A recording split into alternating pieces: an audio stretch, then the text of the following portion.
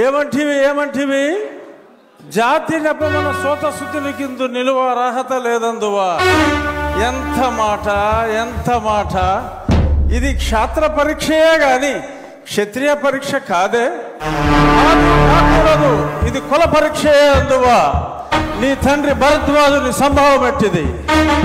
అతి దుముక్షాకరమైన నీ సంభవం ఎట్టిది.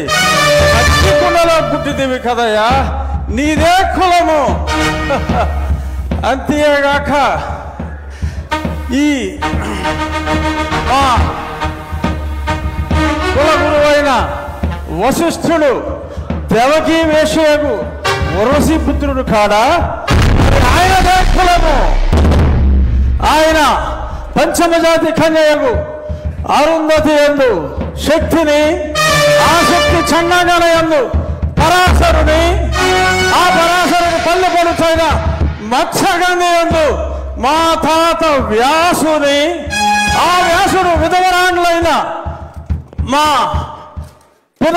పితామహి అంబికతో, నా తండ్రిని పితామహి అంబాలికతో, నా పినతండ్రి పాండురాజును, మా ఇంటి దాసితో ధర్మ నిర్మాణ సరుడని మీ అందరితో కీర్తించబడుతున్న ఈ విదురదేవుని కనలేదా?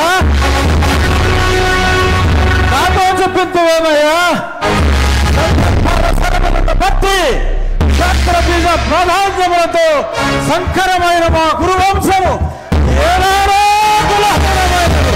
కాగా నేను కులము వ్యర్థవాదములందులకు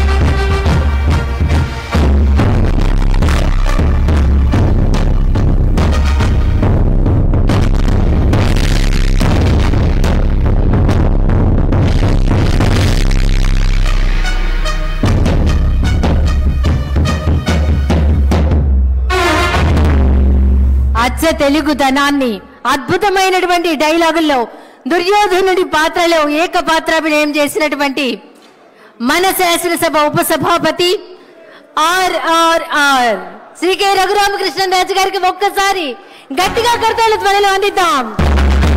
అభినందనలు సార్.